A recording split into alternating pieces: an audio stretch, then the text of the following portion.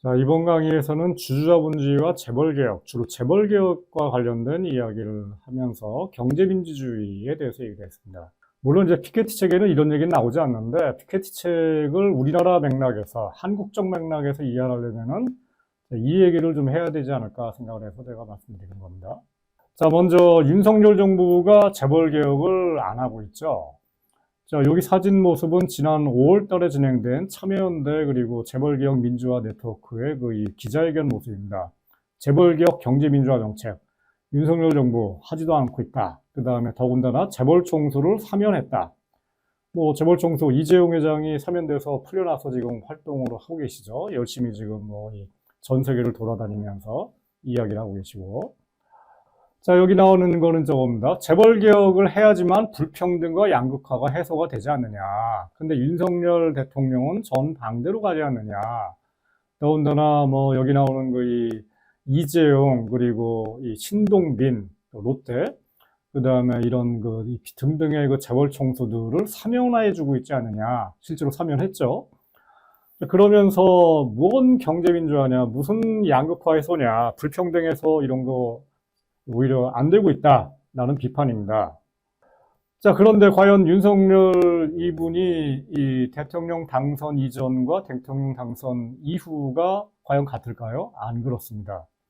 이 윤석열 대통령이 대통령으로까지 올라가는데, 후보로 올라가는 데까지 가장 크게 사실 역할한 게 바로 윤석열 이분이 검사로서 박근혜 최순실 특검의 특별수사팀장이었거든요. 그것 때문에 사실은 검찰총장이 된 겁니다. 문재인 정부에서. 그런 점에서 뒤집어 보면은 윤석열 검사처럼 재벌개혁 가장 앞장선 사람이 없다고 할 정도입니다. 그러니까 윤석열 대통령이 요즘에도 입만 열면 얘기를 하는 게 거악을 척결해야 된다 얘기하거든요. 거기 그 거악이 누구냐? 커다란 악. 바로 재벌, 그리고 정치인, 뭐 대통령까지 포함해가지고, 이 재벌이라든가 이 거물급 정치인들을 검사 내지는 검찰이 척결하는 모습을 보여줘야 된다. 이게 바로 이 윤석열 수사팀장이, 그러니까 검사가 박근혜 대통령과 최순실, 그리고 이재용을 감옥에 넣어버리게 하는 혁혁한 공을 세웠기 때문에 바로 그거 덕택에 문재인 정부에서 검찰총장이 됐고, 그리고 이어서 지금 대통령 후보에 이어서 대통령까지 된 겁니다. 크게 보면은 경제민주화의 흐름에 올라탄 거죠. 자, 다 아시는 얘기입니다. 박근혜 대통령과 이재용 부회장과 최순실의 삼각관계, 이거 신문에 어디 나온 얘기인데, 뭐 그냥 간단하게 얘기해서 이재용 부회장이 그 당시 2016년에 최순실에게 이제 이 여러 가지 이 뇌물을 바치죠. 그리고 그걸 통해서 박근혜 대통령으로부터 뭔가 이재용 부회장에게 유리한 결정을 이끌어냅니다. 그 이재용 부회장은 2015년 당시에 그 이 재산권 상속 문제, 이때 재산권이라는 거는 삼성그룹의 그 오너십 구조, 지배 구조, 소유 구조, 이거를 상속받는 이런 거에서 어려움을 겪고 있었거든요. 그 어려움을 박근혜 대통령이 나서서 좀 풀어달라. 근데 알아보니까 박근혜 대통령에게 직접 얘기하는 것보다는 박근혜 대통령의 실질적인 그 정신적 지도자인 최순실에게 영향을 미치는 게 굉장히 좋겠구나라는 거를 이제 알게 됐고, 그래서 이 정유라, 최순실 딸에게 이제 말도 갖다 바쳤고, 그리고 미르재단이라든가 K스포츠재단 같은데 이제 이 삼성 계열사에 압력을 넣어가지고 돈도 갖다 주고 이런 얘기를 한 거죠. 그런 과정에서 이 이재용 부회장이 자기 신의 경영권 승계 작업에 유리하게끔 이 박근혜 정부가 뭔가를 하는데 도움을 얻도록 이제 압력을 넣게 만든 겁니다. 자, 이 재판 모습이고요. 말, 그리고 이 말 3마리 소유권, 뇌물 50억, 뭐 이런 얘기들이 이제 신문에 났던 얘기들입니다. 뭐 더 자세한 얘기는 뭐 여러분들이 다 신문 보면 아시는 얘기들이고요. 그 당시에 2015년 당시에 삼성이 이 직면한 가장 큰 어려움이 뭐였냐면은 엘리엇이라고 하는 미국계 헤지 펀드가 이 적대적 의도를 가지고서 삼성그룹 계열사에 투자를 한 겁니다. 그리고 이 엘리엇은 어디에 들어와 있었냐면은 주로 삼성물산 쪽에 들어와 있었죠. 삼성물산이 이 경영권 상속 내지는 후계 구도의 가장 핵심적인 계열사였거든요. 이 삼성물산과 제일모직이 합병을 해야지만이 이재용으로의 그 편법 상속이 원활하게 진행이 되는데, 이거를 미리 아는 그 엘리엇이 일찌감치 거의 뭐 1년 전부터 삼성전자의 주식을 사둡니다. 그래가지고 이제 일종의 잠복 내지는 매복한 상태에서 갑자기 공격에 들어가죠. 그 과정에서 이재용이 이제 힘들어졌죠.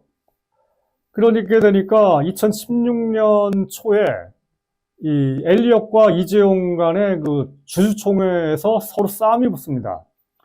이때 여기 신문에 나온 얘기들은 이제 누구냐면은 주로 한국경제신문이라든가 뭐 조선일보, 동아일보 이런 그 보수 언론들인데요. 여기서는 이제 엘리엇을 비판하기를 투기자본인 엘리엇이 국부를 빼나간다.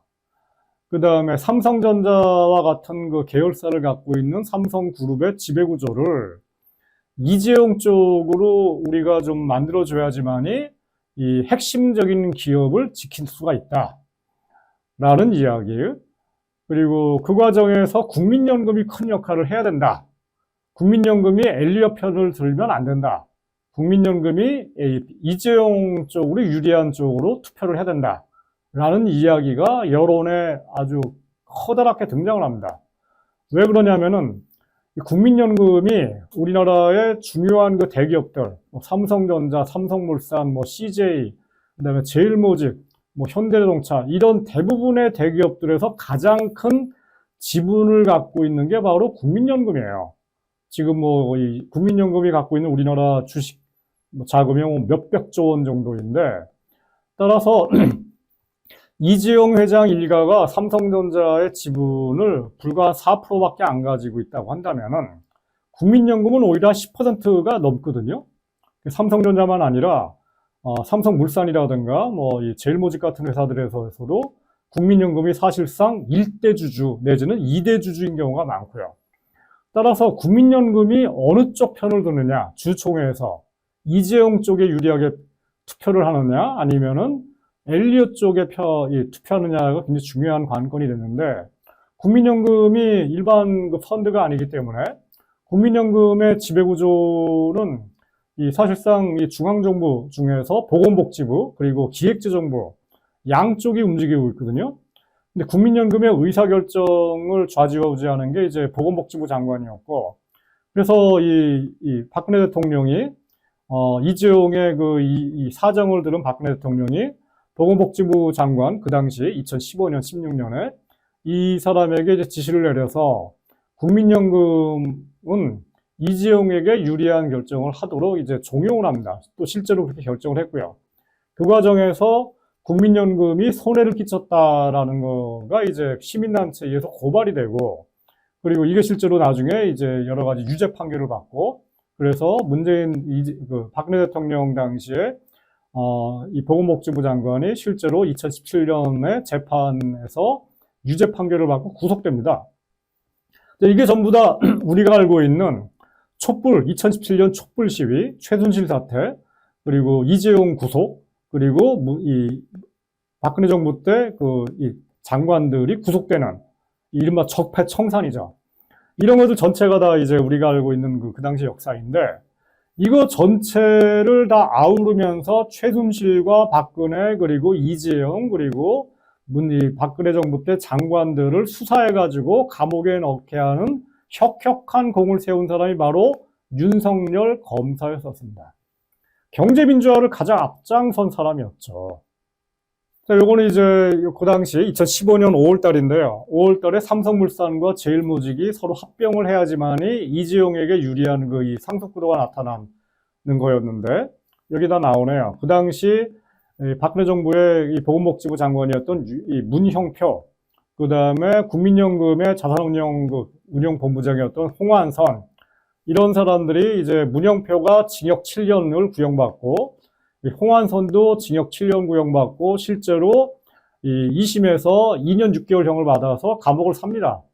저도 이제 1980년대 감옥을 한 1년 3개월 살았는데 저보다 2배 더 살았네요.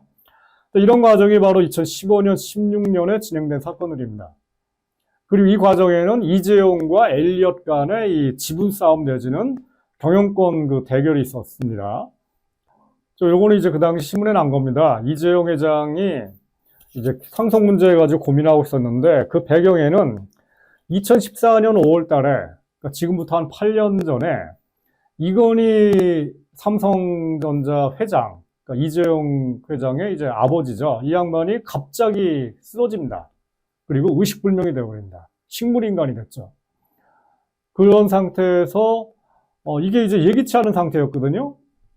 그러니까 예기치 않았다는 건 뭐냐면은 이재용 회장으로의 그 재산 상속 내지는 이 주식 지분 상속이 제대로 진행되지 않고 겨우 시작되는 상태에서 갑자기 이건희 회장이 쓰러진 겁니다. 그러니까 만약에 돌아가시면은 이제 바로 그냥 상속세를 내야 되는데 우리나라는 이 상속세 세법에 재벌들이 상속세를 많이 내게 돼 있어요. 우리나라 상속세 최고 세율이 지금도 50%거든요. 예를 들어서 100억을 상속한다. 그러면은 뭐 어떤 시점을 넘어가게 되면은 가령 한 80억을 넘어간 80억 제가 정확하게 모르겠지만은 이 상속세에서 대상이 한 20억을 넘어가는 부분 여기에 대해서는 이 전체 그 상속액의 절반 정도를 상속세를 내야 되고 더군다나 경영권 프리미엄이 붙은 주식의 경우에는 거의 3분의 2 정도 66% 정도를 상속세를 내야 됩니다. 따라서 이건희 회장에서 이재용 회장으로 상속되는 과정에서 이건희 회장 재산이 한 20조 원 정도라고 추산을 했거든요. 그게 대부분 다 주식인데 그거를 이재용 회장이 상속을 받으려면 거의 한 10조에서 15조 정도의 상속세를 내야 되는데 이거를 안 내려고 길을 쓴 게 바로 이제 지난 그 몇 년간의 과정이었고 이 과정에서 삼성물산과 이 제일모직 간의 합병이 일어난 거죠. 그런 과정에서 이 박근혜 대통령의 그 편리함을 좀 원했던 거고 이재용이 그 과정에서 이 최순실 말 사건이라든가 이런 사건들이 다 터진 겁니다. 자, 바로 이게 이제 그 당시 그림입니다. 삼성물산과 제일모직의 합병을 둘러싸고 우호 지분을 확보하기 위해서 서로 간에 이제 표대결이 벌어졌습니다. 표대결이 벌어졌다는 거는 소액주주들, 펀드라든가 개미 투자자들한테는 굉장히 환영받을 일입니다. 왜냐하면 이재용 쪽에서도 자신에게 유리한 그 상속을 받기 위해서 일반 그 주주들, 그러니까 펀드 매니저라든가 아니면 개미 투자자들의 지지를 주주총회에서 받아야 되고요. 그것에 이제 반대되는 입장을 가진 엘리엇 편에서도 이 자기들한테 유리한 쪽으로 펀드와 개미들의 지지를 받아야 되는 거죠. 그러니까 실제로 2015년, 16년에 주주총회에서 양자간의 대결이 일어났다는 겁니다. 그 과정에서 국민연금이 마지막 순간에 이재용 편을 들은 거고요. 하지만 우리나라에서 소액주주 운동을 하는 분들은 이재용을 반대하니까 왜냐 재벌개혁을 해야 되고 경제민주화를 해야 되니까 그럼 어떻게 됐겠습니까? 기권했을까요 이분들이? 아니죠. 대부분 경우에 사실상 엘리엇 편을 들었습니다. 그럼 이제 또다시 논란이 진행되는 겁니다.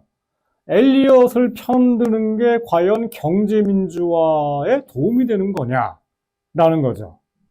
이게 여러분들 아시는 것처럼 이 선택이 몇 개가 없습니다.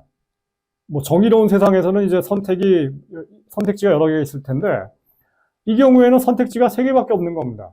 이재용 편을 들 건지 주주총회에서 아니면 엘리엇 편을 들 건지 아니면 기권할 건지 3개인데 우리나라에서 경제민주화를 얘기하는 분들 특히 소액주주 운동을 얘기하는 분들은 이 경우에 당연히 이재용 편을 들지 않았죠. 그러면은 남는 건 2가지입니다. 기권하거나 아니면은 엘리엇 편을 들거나 이런 얘기인데 그럼 이제 국민연금이 있다고 칩시다. 국민연금이 이재용 쪽을 손들어 줄 건지 엘리엇 쪽을 손을 들어줄 건지 아니면 기권할 건지에 관한 건데 박근혜 정부는 엘리엇 편이 아니라 이재용 편을 들었거든요. 박근혜 정부가. 그럼 우리나라의 진보 내지는 이 재벌개혁 운동을 하는 분들은 그게 잘못됐다라는 거고 엘리엇 편을 들거나 기권하는 게 경제민주화에 맞다라는 건데 실제로는 기권을 대부분 다 안 해요. 기권이라는 거는 이른바 주주의 권한, 소액 주주 권한을 포기하는 거니까. 그러면은 주총회에서 표를 행사한 겁니다. 그럼 어떻게 됐을까요? 엘리엇 편을 들은 거죠. 그럼 이제 또 다른 논란이 벌어지는 게, 아니, 이재용이 나쁘고, 그 다음에 뭐 최소질과 결합돼갖고 온갖 뭐 정말 범죄적인 짓을 했다고 치더라도, 엘리엇이 누군지도 모르는데, 이재용이 나쁜 놈이고, 그 다음에 이제 여러 가지 범죄를 저질렀다는 거 다 알고, 그 다음에 편법 상소 같다는 거 다 아는데, 그럼 우리가 엘리엇에 대해서는 알고 있나요? 전혀 모르죠. 어느 나라 사람인가, 이 사람? 대부분 다 몰라요. 일단 미국 국적자입니다. 엘리엇이. 그 다음에 이 사람이 운영하는 게 헤지펀드예요. 그리고 행동주의 헤지펀드라고 그래요. 행동주의라는 건 뭐냐? 그냥 주식을 샀다 팔았다 하면서 마음에 안 드는 그 회사가 있다. 그러면 마음에 안 드니까 그냥 저 회사 주식 팔아. 이런 게 아니라 마음에 안 드는 회사가 있네? 그러면은 저 회사 주식을 더 모아. 그래가지고 저 회사의 경영진 내지는 오너를 아예 몰아내고 내가 아예 그냥 경영권을 장악할 거야. 이게 바로 행동주의 헤지펀드입니다. 이런 행동주의 헤지펀드가 그러면은 정의의 사도, 경제민주화의 그 리더들이라고 얘기를 해야 될까요?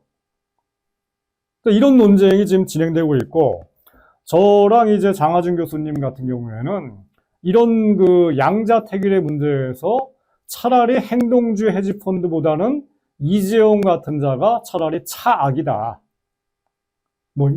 이재용 같은 그 재벌들이 무슨 정의의 사도, 정의로운 사람들, 이런 사람들이라는 게 아니라 그나마 이재용과 재벌 총수들은 일자리 창출이라든가 산업발전이라든가 이 기술발전 같은데 조금이라도 기여를 하지만은 엘리엇 같은 자들은 그런 거에 대한 기여가 전혀 없이 오히려 국민 경제를 망가뜨리고 투기화시켜버리고 그리고 기술발전 같은 거를 저해하기 때문에 이 두 악마 중에 선택을 하자면은 차라리 이재용을 선택을 해야 된다라는 겁니다.